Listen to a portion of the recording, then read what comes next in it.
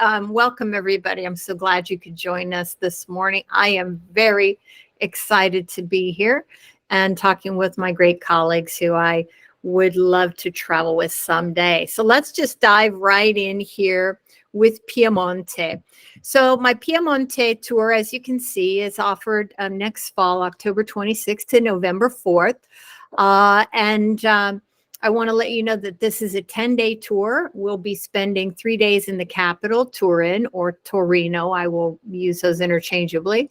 Then we'll be heading out for 3 days in the world-famous wine region of the Langhe, followed by 3 days on the shores of Lake or Lago Maggiore. So I'm going to go through the general overview of the itinerary and what makes Piemonte so interesting to me. Piemonte is a favorite destination for Italians in search of the ultimate in fine food and wine. For the most part, Piemonte, for Americans, is undiscovered country. With the exception of those who are aficionados of fine wine and gourmet food, Piemonte is an unknown region, which means it's less crowded and available for us to discover like Europeans who choose this region for its food, wine, history, and spectacular beauty. I'm excited to offer a tour to this region of Italy, which is so unknown and unexplored by Americans, but which is one of the most beautiful and historic regions of Italy. And Italians know that. Outside their home regions, Piemonte is the pinnacle of sophisticated Italian wines and cuisine. Piemonte lies at the very northwest of Italy, bordered by France and Switzerland. I like to start my talks about Piemonte with a map because I often get the first question I get asked by people is, where is Piemonte? The next one is, why should I care? But I think by the end of this talk, you'll understand that. The connection of Piemonte with the rest of Europe is evident in the cuisine and the architecture. Piemonte lies at the foot of the Alps, and Piemonte literally means at the foot of the mountains. It's surrounded by the Alps, as you can see on the earlier map. Our first 3 days will be spent in historic Turin or Torino. One of the landmarks of the city is the Mole Antonelliana, which you saw earlier, and which houses the National Museum of Italian Cinema. Turin is a city of elegant avenues, as you see here. It's filled with a strong cafe culture with Art Deco and Belle Epoque cafes where you can have an elegant cappuccino and pastry or try a local specialty called bicerine, which is fantastic. It's a layered hot drink. Sorry, Reiner, that was that wasn't a signal. But bicerine is a layered hot drink of espresso, hot chocolate, and whipped cream, or even vermouth.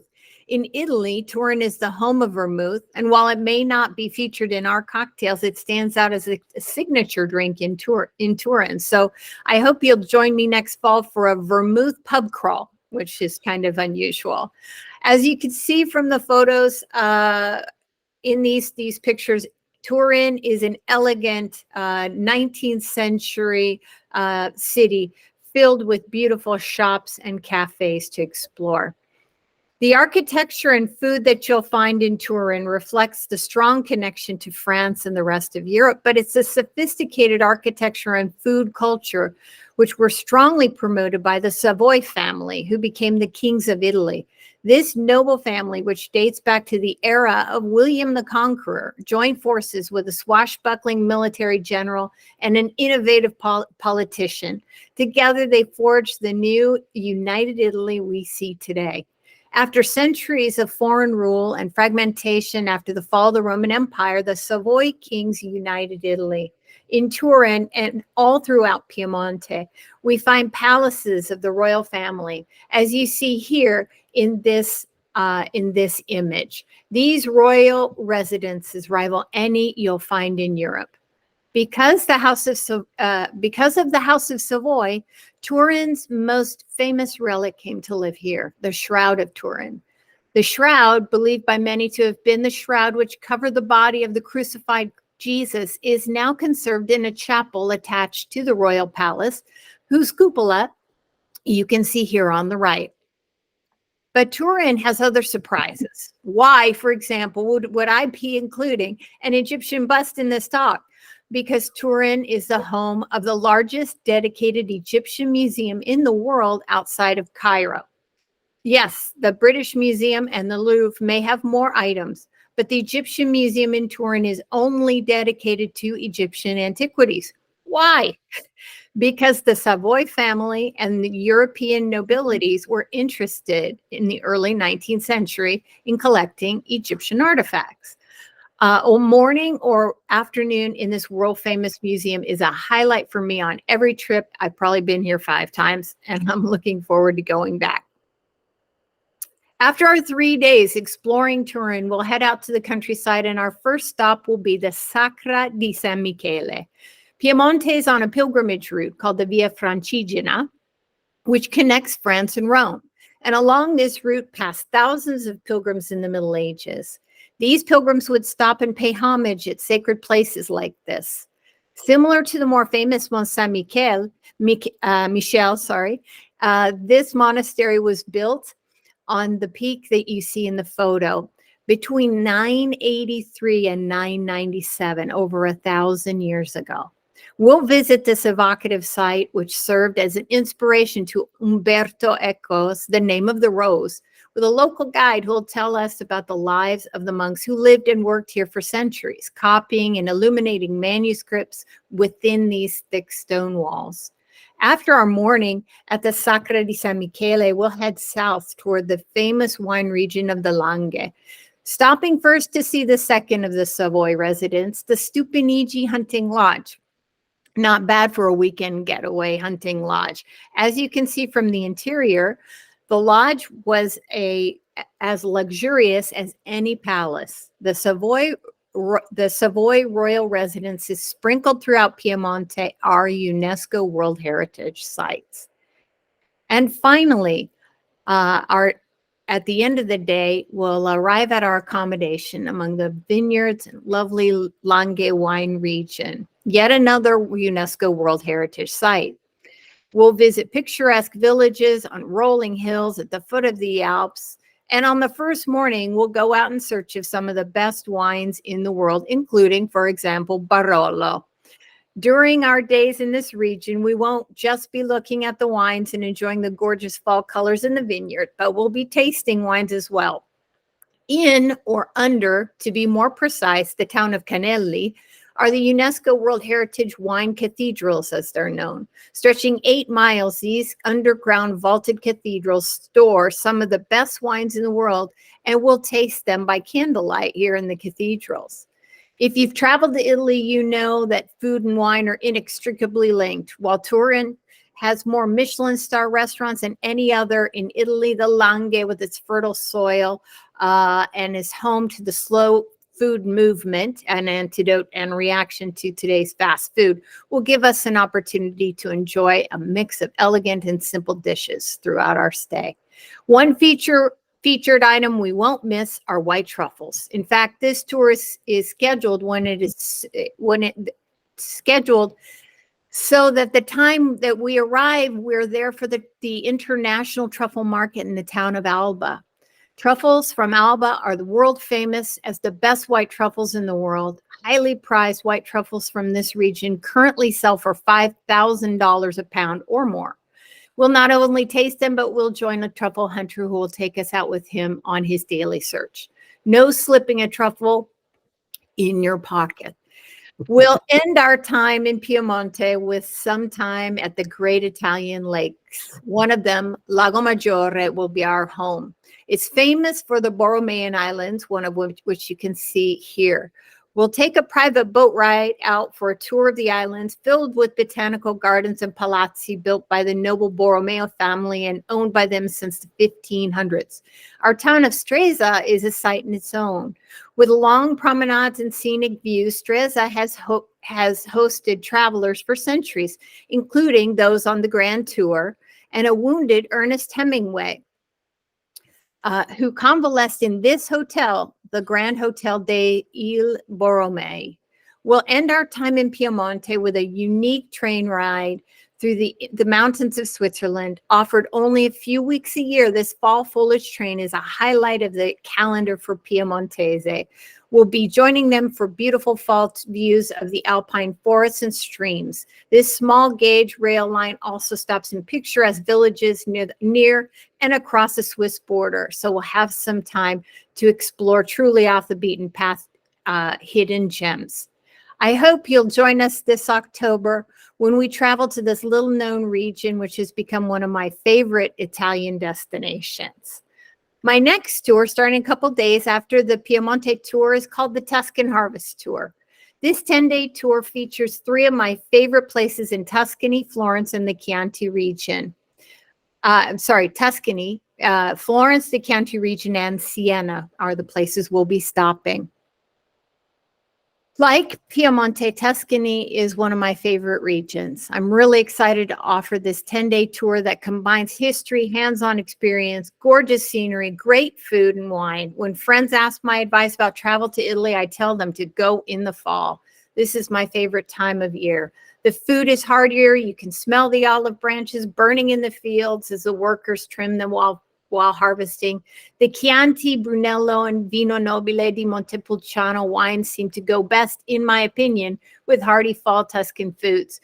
And there is a slower pace in the fields and in the fall. The crowds of tourists are gone and the locals reclaim their piazzas, restaurants, and parks. Our tour starts in Florence, the capital of the region of Tuscany. So much history, art, and architecture and food to experience here. Our 3 days in Florence will be filled with great art like Michelangelo's David. But when touring historic sites and museums, I search for the best guides available for my small groups. Here, noted art historian and lecturer Elaine Ruffalo explains the David to last year's Tuscan Harvest Tour travelers. Though we could certainly fill 3 days in Florence going from famous museum to famous museum, I like to spend time in the back streets and piazzas and local cafes, as you can see here in the Oltrarno. This neighborhood, just across from the river from the Uffizi Gallery, is the home to world-class artisans working in tiny botteghe and who carefully follow ancient techniques in creating masterpieces of art and craft. Of course, food is never far from our minds in Tuscany. We'll taste local specialties at the market together, and I'll be sure to point out the best food trucks for finding local street food. The gentlemen in the traditional Renaissance costumes are eating a most traditional sandwich called lampredotto, or cow stomach. Remember that, I know that's a favorite of Reiner's, that's why I put it in here. Remember that much of Italian food is cucina povera, or poor food, which makes use of the leftovers or the cheapest cuts of meat and even day-old bread. After our 3 days exploring Florence, we'll head out into the fall Tuscan countryside to our beautiful medieval walled hill town, Radda in Chianti. This 1,000-year-old settlement is now the capital of the Chianti Classico region. While in Radda, we'll stay in a 14th century palazzo, the elegant Palazzo Leopoldo, right in the city center. When searching for accommodations, I focus on characteristic historic properties that really give a sense of place, but with all the modern comforts of Wi-Fi and comfortable beds and elegant furnishings. In fact, this one also has a spa in a vaulted 14th century space once used for storage. The spa will likely be welcome for us as we have busy days ahead while we're in Chianti. For example, you see that we'll be spending 1 day with Rospo, the dog you see here, and his owner Luigi and Luigi's son Luca, hunting for black and white truffles in the nearby countryside. Last year, we were successful in finding 6 truffles, 1 white. Happily, we won't just be hunting truffles, we'll be preparing and eating them as well with Luigi's son Simone, who teaches cooking classes. I'm really looking forward to this day as we join the entire family in preparing lunch together after the morning truffle hunt. We'll spend another of our days in the Chianti outside once again, helping with the olive harvest. This is a special, almost sacred time of the year for Italians. Small producers gather family and friends together on fall weekends to help with the harvest, and we'll have a chance to join this centuries-old tradition with Michele and his family. Then we'll follow Michele to the mill, where we'll learn about the different varieties of olives as well as the care and attention that goes into producing top quality extra virgin olive oil. Just look at that color of that olive coming out of that container. Once again, food is never far away. And while we'll be working up an appetite harvesting olives, we'll, of course, pause for lunch featuring Tuscan salamis and prosciutto. Wine is a given. In Italy, it isn't difficult to find a meal that doesn't feature wine. And here in Chianti, we'll be drinking, yes, Chianti, but also Brunello and Vino Nobile di Montepulciano, two of the most famous Tuscan wines. And we'll also have a special lunch at the butcher shop come restaurant of Butcher Dario Cecchini. Nowhere else in the world have butchers been elevated to the status of rock stars. I am quoting Reiner there. But Dario Cecchini is the self-proclaimed most famous butcher in the world. The front page of his website risks Dante by saying, "Abandon hope, all ye who enter here, for you are now in the hands of a butcher." But never fear, there are vegetarian options. Sated with great food and wine, we'll head south to Siena, passing through the UNESCO World Heritage Cretesinesi hills of the Val d'Orcia. Our next stop is Siena, where we'll stay our final 3 nights. The queen of the medieval Tuscan city, Siena is most famous for its palio horse race. Siena is divided into 17 tightly connected neighborhoods known as contrade. Each contrada has an emblem, could be a giraffe, a snail, or porcupine as an example, colors, and importantly, a community center, church, and a museum. Contrade form the backbone or glue of the city of Siena. They're like small towns within a small town. The outward expression of the contrada pride is visible in the palio. This bareback, no-holds-barred horse race in which jockeys can bribe or even whip each other dates back to the Middle Ages and is held twice each summer. It includes historical parades and competitions for flag throwing and a prize for the most elegant contrada in the parades. It attracts 50,000 locals and visitors to watch the race held in the main piazza, the Campo. As our tour is in November, we'll have a very different and more intimate experience of the contradas and palio, with an exclusive guided visit to the contradas. As contrada members volunteer their time for doing service in their contrada, we'll be met by a contradaiolo, as they're called, who will give us a tour of their church, museum, and social spaces. In this case, they'll tell us why it is that this jockey's helmet has a dent in it. Spoiler, the jockeys whip each other, and the whip is much harder than leather. This gives you an idea of how seriously the palio is taken. We'll also visit workshop areas of the contrada to meet the ladies who hand sew and paint all of the flags used in the parade and the flag throwing competitions. And you can join me in a lesson on flag throwing next year. Our tour of Siena will include a guided tour of its historic Duomo, absent the hordes of tourists that pack it earlier in the year. Look, there's no one standing in front of it.